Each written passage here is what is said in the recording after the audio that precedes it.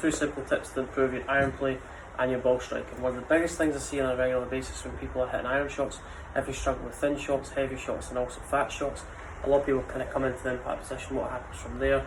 Their right hand goes too much towards the sky too early, so right palm goes too much towards the sky too early.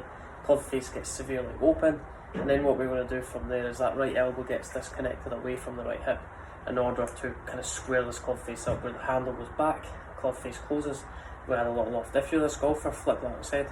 Right elbow moving closer to the right hip, right hand more on top of the golf club, right palm more towards the ground, right palm more on top of the golf club.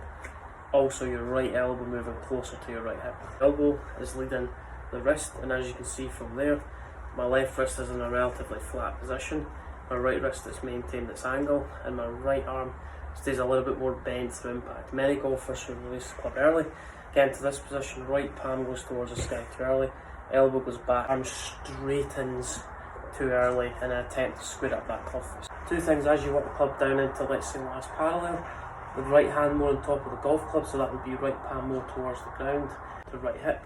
So right palm more on top of the golf club, right elbow moving closer to right hip.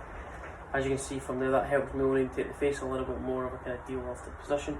The left wrist is a slightly flatter position, and all we need to do from there is maintain that position. Two things: right hand more on top of the golf club, right palm to the ground, that's another feeling, and also getting right elbow to move closer to the right hip. We maintain a little bit more bend in my right arm, and also allowing the shaft to slightly lean forward, and it's going to help me create those de-lofted iron shots that everyone aspires to achieve.